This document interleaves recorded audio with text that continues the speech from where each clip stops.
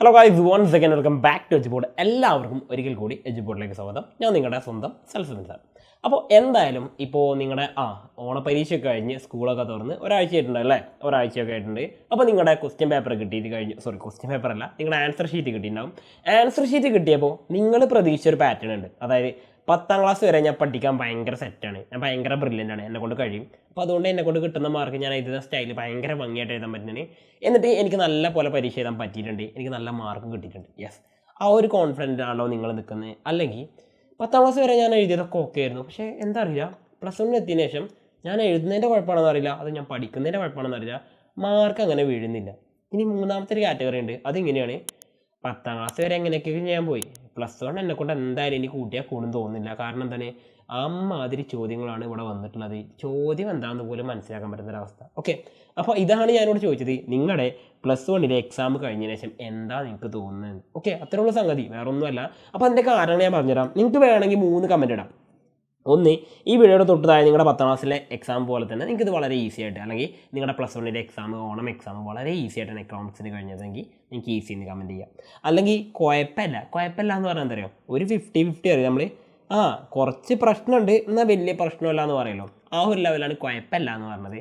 And third one tough എന്ന് വെച്ചാൽ തന്നെ, സാർ ഞാൻ വിചാരിച്ച പോലെ ഒന്നുമല്ല, ഞാൻ എത്ര നന്നായിട്ട് പഠിച്ചിട്ടുണ്ടായിരുന്നു, എത്ര നന്നായിട്ട് പഠിക്കുന്നുണ്ടെങ്കിലും, അല്ലെങ്കിൽ അത്യാവശ്യം നന്നായിട്ട് പഠിക്കുന്ന ഒരു കുട്ടിയാണ് ഞാനെങ്കിൽ പോലും എനിക്ക് പരീക്ഷയ്ക്ക് എന്ത് ചെയ്യാൻ പറ്റില്ല, നല്ല മാർക്ക് അടിക്കാൻ പറ്റിയില്ല. അതിനെന്തോ ഒരു പ്രശ്നമുണ്ട് സാർ, എനിക്കത് മനസ്സിലാവുന്നുണ്ട്. കാരണം ഈ എക്സാം ടഫാണെന്ന് വെച്ചാൽ ടഫല്ല, പക്ഷേ എനിക്കത് ടഫായിട്ട് ഫീൽ ചെയ്യുന്നുണ്ട്. അതിൻ്റെ കാരണം എന്താണെന്ന് എനിക്കറിയുന്നില്ല.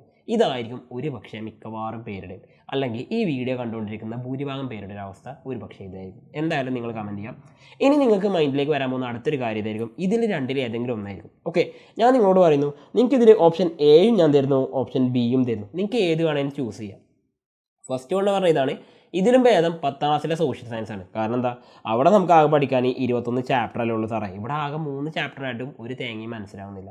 അപ്പോൾ അതിലേറെ നല്ല 10ാം ക്ലാസ്സിലെ സോഷ്യൽ സയൻസ്, അതാകുമ്പോൾ എന്തായാലും പഠിച്ചിട്ട് എനിക്ക് മാർക്ക് കിട്ടുമല്ലോ, എന്തെങ്കിലും എഴുതിച്ചാൽ മാർക്ക് കിട്ടില്ല. പക്ഷേ സാറേ ഇതൊന്നും എഴുതി വെച്ചിട്ട്, എന്തെങ്കിലും എഴുതി വെച്ചിട്ട് ഒരു മാർക്കും തരുന്നില്ല എന്നൊരവസ്ഥയായിരിക്കും. ഇതായിരിക്കും ഒരു പക്ഷേ ഉണ്ടാവുക. ഇനി ഇതല്ല എങ്കിൽ നിങ്ങളുടെ മുമ്പിൽ മറ്റൊരു വഴി കൂടി ഉണ്ട് മക്കളെ. വേറെ ഒന്നുമല്ല, ഞാൻ ഒന്നുകൂടി ട്രാക്കിലാവാനുണ്ട്. എന്താ സംഗതി പറഞ്ഞാൽ വേറെ ഒന്നുമല്ല, ഞാൻ 10ാം ക്ലാസ് വരെ പഠിച്ചത് വലിയ കുഴപ്പമില്ലാതെ മോശമില്ലാത്ത രീതിയിൽ തന്നെ ഞാൻ പഠിച്ചത്. ഒരു ആവറേജ് സ്റ്റുഡൻ്റാണ് ഞാൻ, അല്ലെങ്കിൽ ഞാൻ എബവ് ആവറേജാണ്, ഞാൻ ബ്രില്യൻ്റ് ആയിട്ടുള്ള ഒരു സ്റ്റുഡൻ്റാണ്. ഇതിൽ ഏത് ടൈപ്പാണ് നിങ്ങളെങ്കിലും മക്കളെ, നിങ്ങളെ ശ്രദ്ധിച്ചോ, നിങ്ങൾക്ക് എന്തോ ഒരു മിസ്സിങ് ഉണ്ട്. അതാണ് നിങ്ങൾ എന്ത് ചെയ്തത്, ഈ ട്രാക്കിൽ ഓടാൻ പറ്റാത്തത്. അതായത് നമ്മളൊരു ഓട്ട മത്സരത്തിൽ പങ്കെടുക്കുമ്പം ട്രാക്കിൽ ഓടുന്ന ആൾക്കാരാണ് അവിടെ വിജയിക്കുക. അല്ലാതെ ട്രാക്കിൻ്റെ പുറത്ത് റോഡിലൂടെ നമ്മൾ ഓടിയെന്ന് വിചാരിച്ചിട്ട് നമ്മൾ ആദ്യം എത്തിയാൽ പോലും നമുക്ക് എന്ത് ചെയ്യില്ല, സമ്മാനം കിട്ടില്ല എന്ന് മാത്രമല്ല, നമ്മൾ ഓട്ട മത്സരത്തിലെ വിജയിയായിട്ട് മാറി പോലുള്ളൂ. അപ്പോൾ നിങ്ങളിവിടെ മനസ്സിലാക്കേണ്ട പ്രധാനപ്പെട്ട കാര്യം എന്താ, വേറെ ഒന്നുമല്ല, നിങ്ങളെ കൊണ്ട് ഇത് സാധിക്കുന്ന കാര്യം. എന്താ കാരണം, നിങ്ങൾ ഈ ട്രാക്കിലൊന്ന് എത്തിപ്പെട്ടാൽ മതി. ഈ ട്രാക്കിലെത്തിയാൽ നിങ്ങൾക്ക് നന്നായിട്ട് ചെയ്യാൻ പറ്റും. അതിന് ഒറ്റ കാര്യമേ പറയാനുള്ളൂ, നിങ്ങൾക്ക് എത്ര മാർക്ക് കിട്ടിയെന്നുള്ളത് നിങ്ങൾ കൺസിഡർ ചെയ്യേ വേണ്ട. ഓണപരീക്ഷ അല്ലേ, എത്ര മാർക്കായാലും കുഴപ്പമില്ല, അത് ഓണപരീക്ഷ മാത്രമാണ്. ഇനി നിങ്ങൾക്ക് ഇത് കഴിഞ്ഞിട്ട് ക്രിസ്മസിൻ്റെ പരീക്ഷ വരാനുണ്ട്, അതുപോലെ ഒരു മോഡൽ എക്സാം വരാനുണ്ട്. അതൊക്കെ കഴിഞ്ഞതിന് ശേഷം നിങ്ങളുടെ മാർച്ച് മാസത്തിൽ 2026 നിങ്ങൾ ഒരു ഫൈനൽ എക്സാം കൂടി +1 എഴുതാൻ പോകുന്നുണ്ട്. അപ്പോൾ ഈ പരീക്ഷ എഴുതുമ്പോൾ പോലും നിങ്ങൾക്ക് നല്ലൊരു മാർക്ക് സ്കോർ ചെയ്യണമെങ്കിൽ എന്ത് ചെയ്യണം, നിങ്ങൾക്ക് ചോദ്യങ്ങൾ എത്ര എണ്ണം മനസ്സിലാക്കാൻ പറ്റിയെന്നുള്ള കാര്യത്തിനാണ് നിങ്ങളിനി ഫോക്കസ് ചെയ്യേണ്ടത്. അതായത് ക്വസ്റ്റ്യൻ പഠിക്കണം, എങ്ങനെയാണ് ചോദ്യങ്ങൾ വരുന്നത്, ഒരു കോൺസെപ്റ്റ് മാത്രം പഠിച്ചു പോയാൽ പോരാ. എക്കണോമിക്സ് എന്നല്ല, ഏതൊരു സബ്ജക്റ്റ് ആണെങ്കിലും നിങ്ങൾ അത് മാത്രം പഠിച്ചു പോയിട്ട് കാര്യമില്ല, അതെങ്ങനെ ചോദ്യം വരും, അതിനെങ്ങനെ ഉത്തരം എഴുതാം എന്നതുകൂടി നിങ്ങൾ എന്തിനാണ് കണ്ടെത്തണം. അപ്പോൾ അതിന് കുറേ കാര്യങ്ങൾ നമുക്ക് ചെയ്തെടുക്കാനുണ്ട്.